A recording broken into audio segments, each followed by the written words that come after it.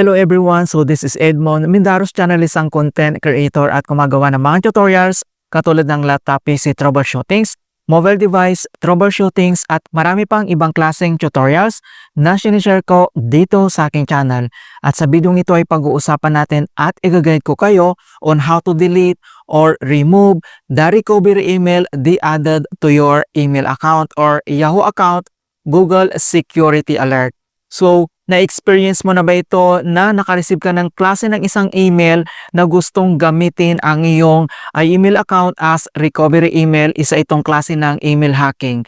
So, gusto ko lang i-share din sa mga kaibigan, baka na-experience mo ito kung paano ba ito i-remove or i-delete mga kaibigan para hindi ma-hack yung ating mismong email account.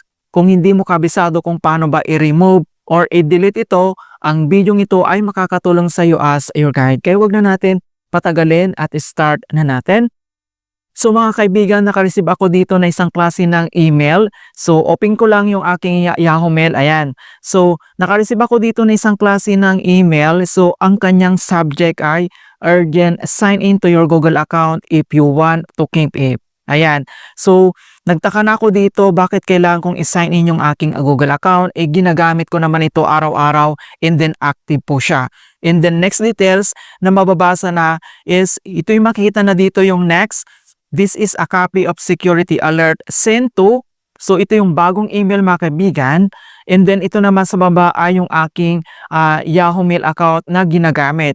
So is the recovery email for this account.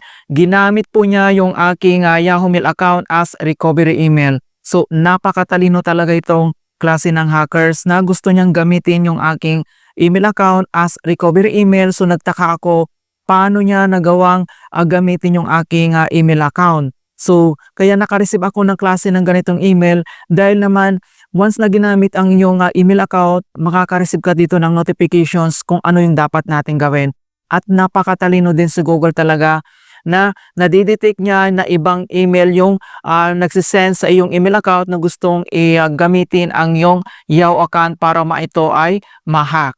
Alright, in other details, nandito naman yung other details na nakalagay dito sa kanyang ginawang email. So, napakaganda yung pagkakagawa niya talaga. Hindi mo akalain na isa itong klase ng hacking na email mga kaibigan.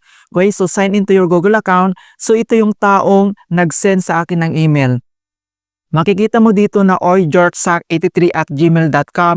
Kapag binaliktad mo itong oygeorgesac83@gmail.com, Joy Castro yung pangalan, isa itong pangalan ng isang babae mga kaibigan. Ayan, so makikita mo dito and then dito naman sa baba nakalagay dito na your Google account has not been used within a 2-year period.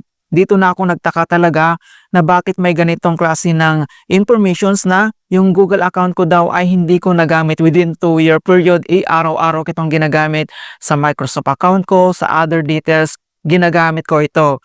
And then if you want to keep your Google account, sign into your Google account before January 12, 2026, naglagay pa talaga siya ng date na kailangan kong i-sign in daw. Naka-sign in ang aking account, ginagamit ko na bakit kailangan ko pa mag-sign in, and then ito yung advice ko, wag na wag mong i-click dito yung sign in dahil once na-click mo tong sign in, ang masa-sign in dito itong account na yan. Okay, so clinic ko na itong sign in, ang lalabas na naka-sign in ay itong account na yan, kailangan natin itong i-remove yung kanyang linking. Okay, so dito lang sa pinakauna yung pinakita ko dito. So if you don't recognize this account, ito yung nag-send sa akin ng email, kailangan natin itong i-remove. So napakatalino din si Google talaga dahil may option dito na pwede natin i-remove or i-delete yung gustong mag-link yung ating email account. So itap mo lang dito yung remove and then kailangan mo lang i-click dito yung remove or i-delete. So since dinilit ko agad or ni-remove ko siya dahil gusto niyang i-link yung kanyang account dito sa aking main email account, gagamitin niya yung aking email account as recovery email lang. Doon lang ako nagtaka paano niya nagamit yung aking email account na gagawing recovery email. So you may have leak an expired link dahil ni-remove ko na siya agad-agad. Once na-receive ko tong email na to of your email address may already have been removed as recovery email. Ayan, so mga kaibigan, kapag na-experience mo itong klase ng email na ka-receive kang ganito, wag na wag mong i-click dito yung sign in. tignan mo mabuti muna yung email kung ano yung nilalaman niya. Yan, so sa ngayon kasi sa panahon ngayon ang dami ng klase ng hacking, hindi natin na maisip na isa itong klase ng hacking mga kaibigan. Ayan, so gusto ko lang din i-share sa inyo itong na-experience ko ngayon kung paano natin yan i-remove para hindi ma-hack yung ating email or yung Yahoo account. Alright, so ganun lang po kasimple mga kaibigan kung paano natin i-resolve kung may gustong i-link yung kanilang main account at gagawin nilang recovery email yung ating Yahoo account. Alright, in hope na nakapagbigay ako ng konting kalaman at guide tungkol sa Google Alerts tutorials. Thank you guys and see you in my next tutorials.